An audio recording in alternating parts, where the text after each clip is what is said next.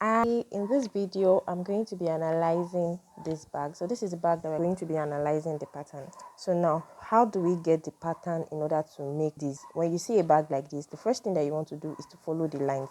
So where are the lines? So there is one around here, which is the one that brings the zip.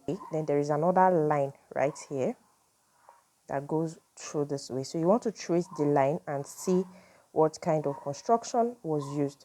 So if you look closely at this bottom here, you're going to see that there's a sort of a curve here. So that means this gusset here, that is the side panel, was attached, and then there is a curve at the bottom. So that explains a lot. And also there is also another line here, which means that this top part, that's the zip gusset, and the lower gusset was joined together. So when you are constructing your pattern, you also want to take that into consideration.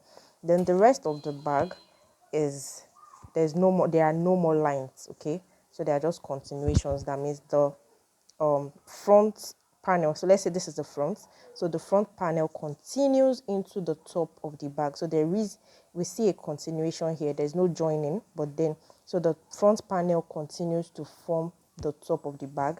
And also at the base, there's no evidence that there was a joining. So that means the front panel also continues to make or to form the base of the bag, then the back of the bag. So that means we're going to be cutting the top, the front, the base, the back, and the second top, that's the top of the back. We're going to be cutting them all together. Another thing that we also see here is that the top of the front extends into the gusset. So there is no joining here. That means whatever we are going to be cutting, it has to extend from the front. So the front extends into the top extends into the gusset. So that's how we are going to cut this pattern. To draft out the pattern of this, one thing that I'm going to do first is to assign measurements. So let's assign measurements. So for the height of the bag is from here to here. We're not going to take the top alongside. The top is not part of the height of the bag. So the height of the bag is from here to here. So let's say that the height of the bag, which is going to be our h, is going to be 7 inches.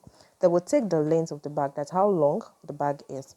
So the length is going to be, let's assign 10 inches for the length of the bag. Then for the width, that is how wide this is going to be. So let's assign 4 inches, or let's say 4.5 inches. 4.5 inches for how wide the gusset is going to be. So the width of the bag, or the depth of the bag. So that is what we're going to be using. So first thing, to make it easy for you, is to draft the one that is most obvious, which is the front of the bag. So let's take our front to be this. So it's going to be a rectangle, and this is 10 inches, this is 7 inches. Okay, so this is the front of the bag. Now, after the front of the bag, you're going to have the base, that is the bottom part.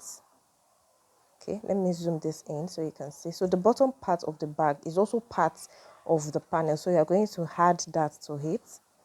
So this is going to be the base. Remember that it is just one single one that extends. There is no joining, like we said earlier. So, but in order to understand what you are cutting, I'm just putting these lines so that you know where which one starts from. So this is still going to be 4.5 inches, like we agreed for the width. So the width, that's the base part, and the side gussets, they are going to be the same measurements. Then we will have the back of the bag. So let's take the back of the bag. So this is going to be the back. So the back would be the same as the front of the bag. So this is also going to be 7 inches. The whole length is 10 inches for everything. Now we have the front, we have the base, and then we have the back of the bag. Maybe I label it the front, the base, or the bottom, and then we have the back. So now we need the top. Remember that the top was not joined. The top is a continuation. So we'll need the top. So we'll have to add the top. So permit me to clean this.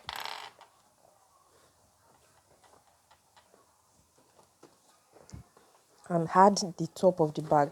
So now if this is the top of the bag and looking at it, it's the same as the width of the bag. So that means the top is going to be the width divided by 2. How did I get the divided by 2? Remember that, excuse me, it is the top that extends into the gusset. So what the gusset is going to be here, right? The top of the front is extending to form this part. That's half of the top part of the gusset, half of the zip part of the gusset. That's the top is extending to form half of this. Then the top of the back is extending to form half of this as well.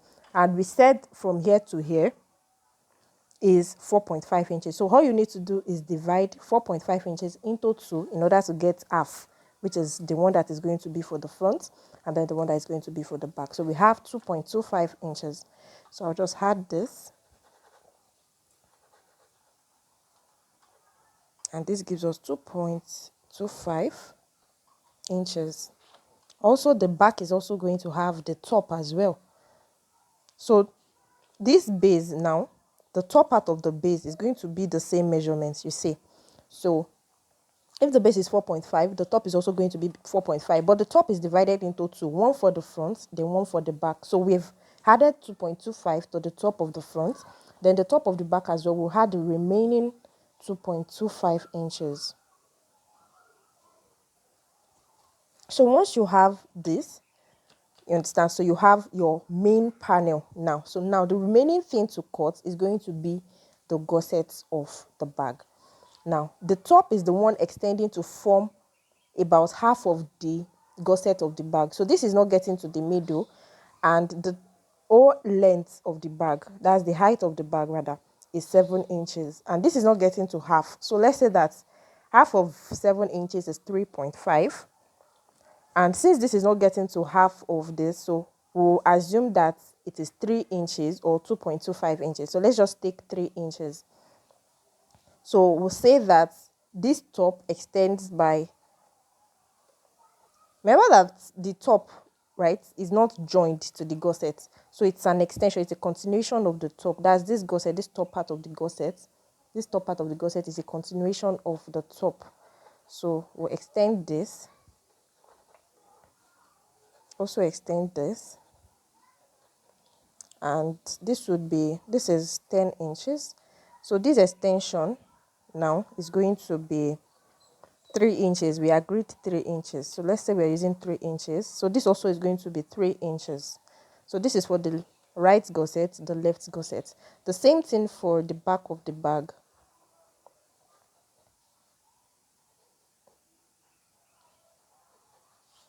So this is 3 inches, this is 10 inches, and this is 3 inches. Now we have the top, we have the front, we have the base, we have the back, and then we have the top for the back.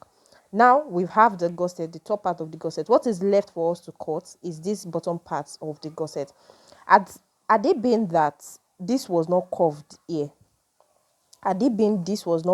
here, I would have assumed that this bottom gusset, that's this lower part of the gusset, is an extension of the base of the bag, and we would have drawn something like this. At the base of the bag, just like we did for the top. But since there is a curve here, it means that this was attached, right? Because it's not possible to have a curve on something that is already linear like this. So we would have to cut the gusset separately. So the gusset is going to be, since we already have 3 inches out of the 7 inches for the height, this already takes 3 inches. Then we also need that's 7 inches minus 3 inches. We need 4 inches. So what will be from here to here is going to be 4 inches. Now we'll take a different pattern, or cut a different pattern, and that's going to be 4 inches.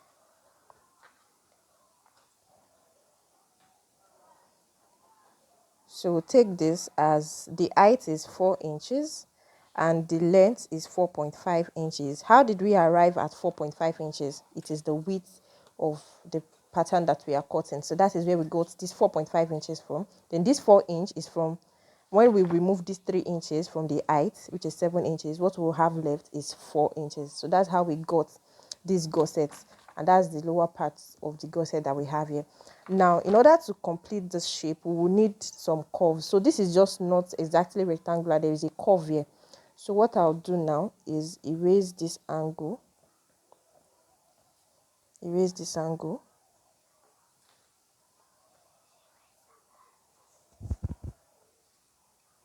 and then curve it.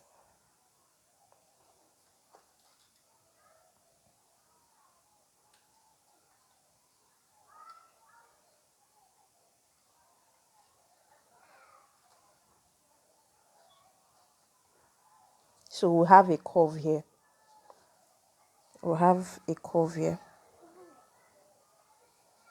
Now that is going to be the gusset. So you have this in two places. So you're going to cut for the left, for the right, and then for the left of the bag. So that's what you're going to have. Then when you're cutting your main panel, this is what it's going to look like. This is what the shape of your main panel is going to look like. So you're not going to have all these lines. Just cut it like this. So this is what your main panel is going to look like. And also, if you're looking at the bag very well for details, you realize that the bag is not just straight. It looks slanted. It does just not look like it is boxed like a straight thing. It looks like there is a slant there. So you may have to slant your side as well. So this is straight, but let's say we'll remove 1 inch from here, 1 inch from here, and then we'll use it to slant. So you slant to the bottom, to the base part of the bag. So you'd slant this way. So that's why you would need your ruler when you're cutting your actual pattern. You would slant, and then from here as well. So you slant around the top. So from here as well, you slant. From here, you slant towards the base.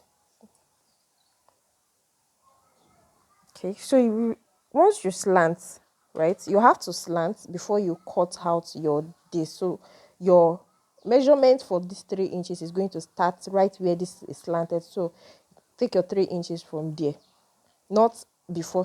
So you slant before you take your 3 inches, so that you don't have this one to be longer than what you actually need. Because remember that now we now have extra 1 inch here. So in real life, right, if it is not a sketch, this is going to be 4 inches now, because we now have additional 1 inch. So you have to slant before you cut the gusset, before you make the pattern for the gusset. So once you slant, of course, this is going to go away. These lines are going to go away.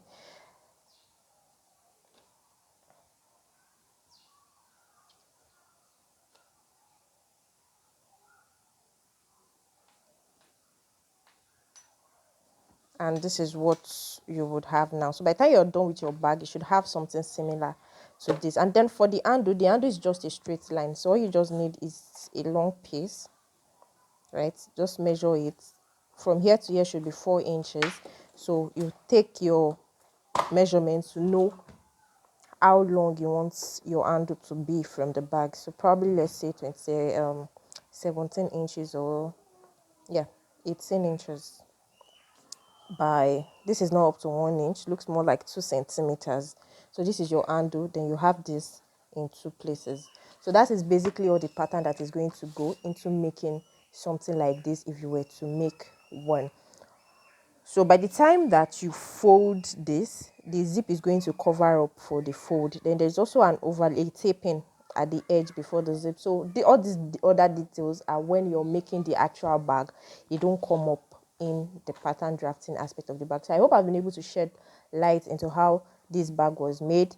I'm going to make a video tutorial of how to make a prototype of it using pattern papers. Thank you for watching the video. See you in the next video.